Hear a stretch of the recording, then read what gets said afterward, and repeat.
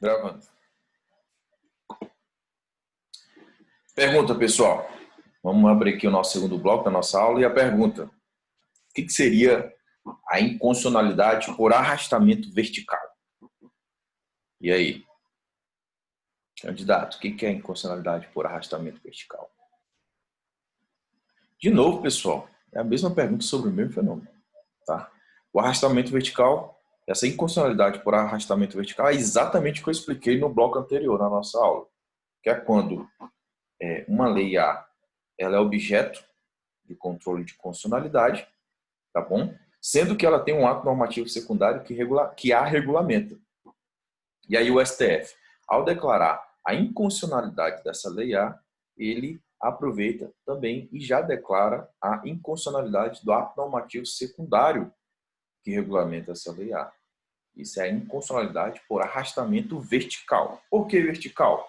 Porque lembra do escalonamento do ordenamento jurídico que a gente já estudou? Constituição, ato normativo primário e ato normativo secundário. O que está ocorrendo é que um ato normativo primário foi declarado inconstitucional, foi declarado inválido, tá? Foi declarado incompatível com a Constituição, que é o nosso parâmetro de controle, e a declaração de inconstitucionalidade desse ato normativo primário, ele acaba arrastando o ato normativo secundário que o regulamentava.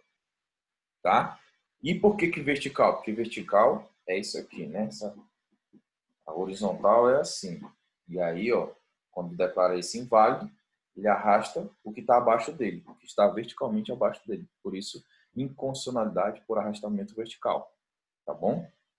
Feixe vertical e o feixe horizontal. Vocês estudaram isso em matemática lá no segundo ano, lá na funções do primeiro grau, função do segundo grau. Tá bom?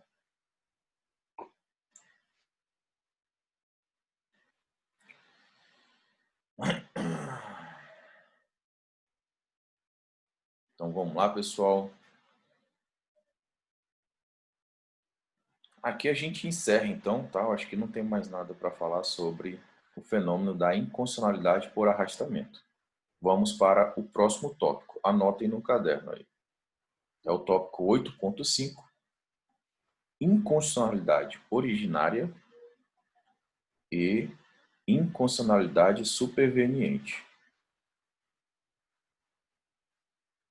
Anotem.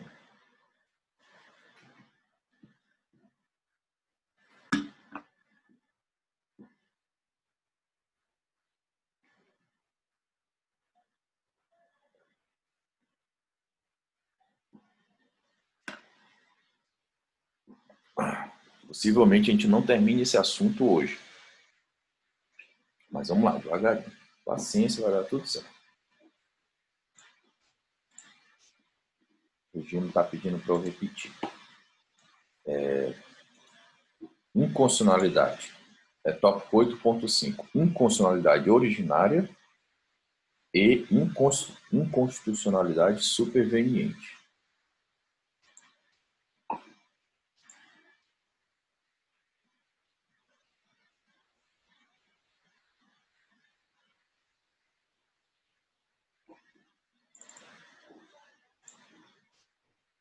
De nada, Regina. Pessoal, na inconstitucionalidade originária, a norma já surge na ordem jurídica contrária à Constituição. Aliás, essa é a regra, né? No nosso ordenamento, o sistema que a gente adotou, tá bom? Daí que se fala em inconstitucionalidade congênita, tá? Inconstitucionalidade genética, inconstitucionalidade do nascedouro, inconstitucionalidade no nascimento. Tá bom? A gente adotou isso, que foi a lei, ela é declarada inconstitucional já desde o seu nascedouro. A gente entende já que a lei nasce inconstitucional, incompatível com a Constituição.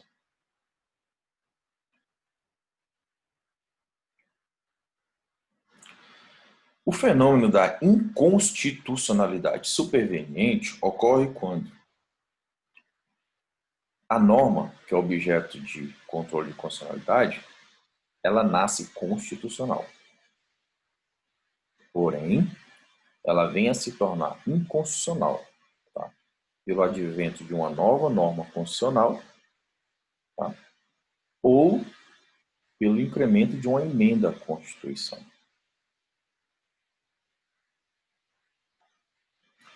Tá bom? Pessoal, a princípio, durante muito tempo, tá? Vigorou aqui no nosso ordenamento jurídico que o STF ele não admitia a inconstitucionalidade superveniente, tá bom?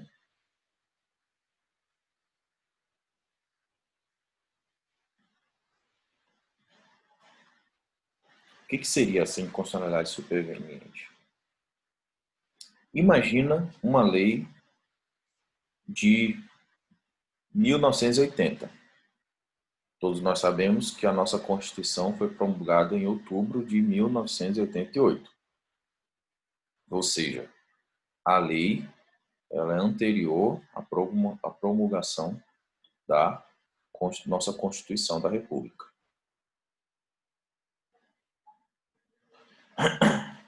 Essa lei ela existia antes e ela era compatível com a Constituição anterior. Só que aí ela deixou de ser compatível com a nova Constituição.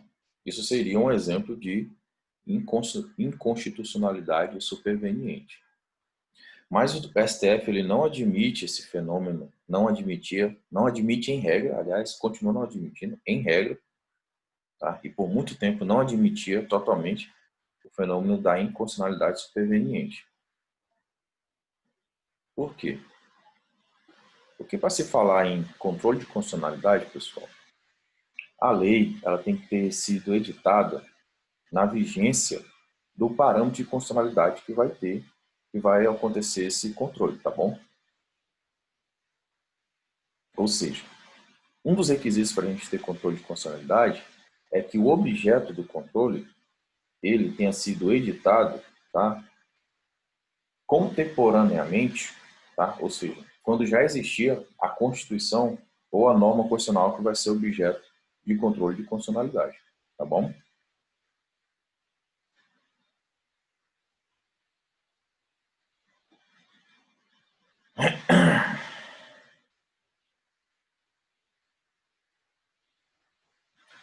Professor, se o STF não admite a inconstitucionalidade superveniente, o que acontece com essa lei, que foi editada em 1980, só que com a superveniência da Constituição Federal de 88, essa lei se mostra não compatível com a Constituição de 88. E aí, o que ocorre? O que faz numa situação dessa, professor? Já que o meu perguntador da turma não perguntou, eu estou perguntando aqui, para suscitar essa dúvida em vocês. Perfeito, Benjamin. Não recepção. Benjamin já respondeu aí. Ocorre o fenômeno da não recepção. O Benjamin estava perguntando, tá certo, Benjamin, valeu. Essa norma, ela não é recepcionada em nosso ordenamento jurídico, tá? Ou seja, ela é revogada pelo fenômeno da não recepção, tá bom, pessoal? Essa norma anterior à Constituição, nesse primeiro exemplo que eu dei, tá? Vamos para um segundo exemplo. Estou falando até mais pausadamente já, para ir, né, me ajudando. Imagina uma lei editada em 2010. E essa lei, quando ela nasceu em 2010, ela era compatível com a Constituição Federal. Só que, em 2012, surge uma emenda constitucional, é promulgada uma emenda constitucional, que altera a Constituição, e um dos efeitos dessa alteração é que, a partir da promulgação dessa emenda constitucional de 2012, essa lei que foi editada em 2010 passa a ser inconstitucional, ou seja, o conteúdo dela passa a ser contrário à Constituição em virtude dessa emenda constitucional de 2012.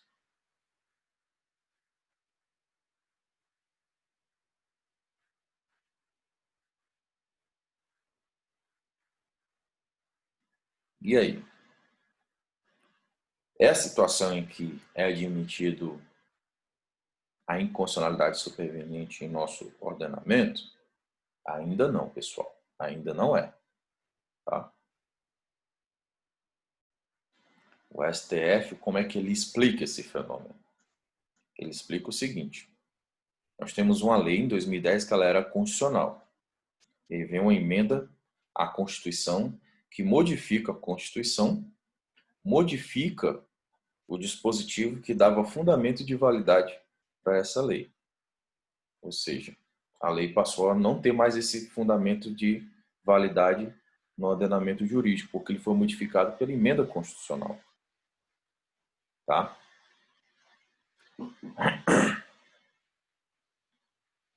A emenda foi e alterou o dispositivo da Constituição que dava suporte, fundamento de validade para a Lei A.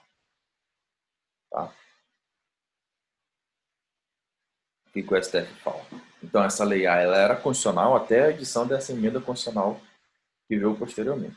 O STF fala que a partir, né, da inserção dessa emenda constitucional no nosso ordenamento jurídico, da promulgação dessa emenda constitucional, o que ocorre? Revogação da Lei A. Tá? É isso que ocorre. Ele fala que não é fenômeno da inconstitucionalidade superveniente. Tá bom?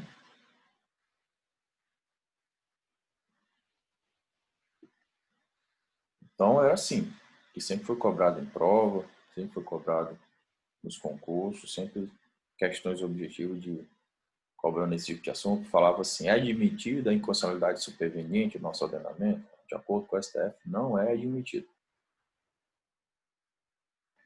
Porém, porém,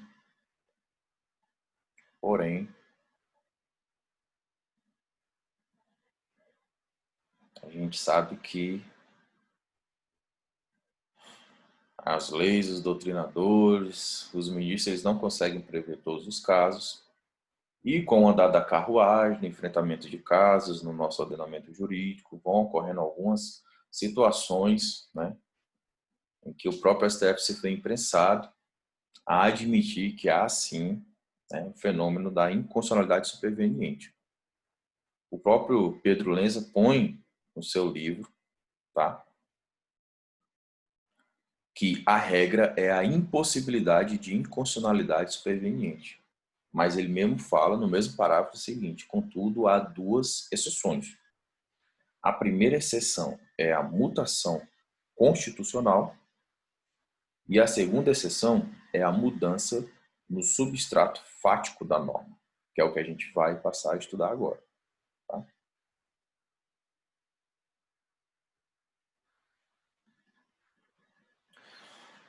O Felipe Valente perguntou, só com emenda ou também nova interpretação da norma constitucional poderia ocasionar este fenômeno? Nova interpretação da norma constitucional pode ocasionar esse fenômeno. Isso se chama mutação constitucional, que é o que a gente vai estudar agora. Tá bom, Felipe? Então, as duas exceções a essa regra de que não há a possibilidade de inconstitucionalidade superveniente é a mutação constitucional e a mudança no substrato fático da norma. Faltam 10 minutos para a nossa aula. Eu vou explicar somente a mutação constitucional, tá? Porque a mudança no substrato fático é um assunto que eu vou precisar, talvez, da próxima aula todinha para explicar. Ele é muito complicado. Eu vou falar bem pausadamente e com os exemplos direitinho para que todos possam entender. Tá bom? Então vamos lá. Primeiro vamos aprender o que seria mutação constitucional. Vocês lembram lá, quando eu conheci vocês, primeiro ano, né, IED, que eu ensinei para vocês, eu botei lá no quadro. Botei um texto do artigo 121 do Código Penal. É o maior exemplo de todo professor em direito, né? é a norma primária por excelência. Acho que é a primeira norma que nasceu na humanidade. 121 do Código Penal. Matar alguém, pena, reclusão, salvo engano, que é 6 a 20 anos, né? Corrijam-me se eu estiver enganado quanto à pena. Eu falei para vocês, o que vocês verificam ali no quadro? Né? Aí vocês... Ah, que não pode matar. Eu falei, o que está escrito lá no quadro? Aí vocês falavam, está escrito matar alguém, pena, reclusão de 6 a 20 anos. Eu falei, está escrito que não pode matar? Você fala, não, não está escrito isso. Está escrito exatamente matar alguém. E logo depois, pena de 6 a 20 anos. Eu falei, pois é. Então vocês acabaram de verificar que texto não se confunde com norma. Texto é uma coisa, norma é outra. Tá? A norma é o que se extrai da interpretação do texto. Porque se você só verificar o texto do artigo 121, ele fala matar alguém em pena. Entendeu? Ele não está dizendo lá, é proibido matar as pessoas. Ele não está dizendo isso. Ele está dizendo matar alguém, pena. Você, com seu raciocínio lógico, ser humano, você consegue raciocinar, ao ler, você interpreta que não pode matar alguém. Então você conseguiu extrair a norma do substrato fático, do texto legal. Tá bom? E essa é a maior diferença de que uma coisa é texto e outra coisa é norma jurídica. Tá? Perfeito. E isso acontece nos dispositivos constitucionais, pessoal. Nós temos ali o texto normativo que está na Constituição, tá? E nós temos a norma jurídica que é extraída da Constituição. Tá bom? Nós poderíamos dar o exemplo do artigo 5º, inciso 54. A todos é devido o processo legal. Tá? O texto é esse. Se trata de um dispositivo com amplitude semântica abrangente e de difícil limitação, de difícil delimitação. O que é, professor, devido processo legal? O próprio professor Fred Dier, ele fala assim, não, olha, você pode até afastar o Código de Processo Civil, revogar, deletar, seja o que for. Todo o sistema processual civil do direito brasileiro pode ser extraído da cláusula do devido processo legal, que está lá no inciso 54 do artigo 5º da Constituição. Tá? Embora o texto fale, a todos é devido,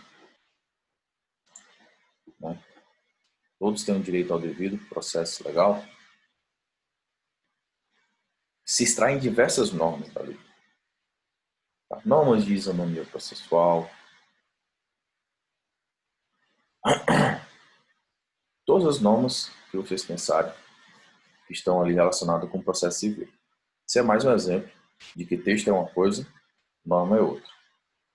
Eu também costumo ensinar o exemplo que o próprio professor Fred Dier também fala. É um caso típico de mutação constitucional. É um caso típico de mudança de norma, embora permaneça o mesmo texto legal. E isso é o que a gente pode exemplificar em mutação constitucional. Vocês lembram que eu já botei lá no quadro? Eu desenhava uma praia e colocava uma placazinha. E colocava nessa placa: é proibido usar biquíni. E aí colocava assim: 1950, praia de Copacabana, e a plaquinha: é proibido usar biquíni. Qual era a norma que se extraía desse texto? Né? Aí vocês respondem: ah, professor, é porque só pode usar maiô.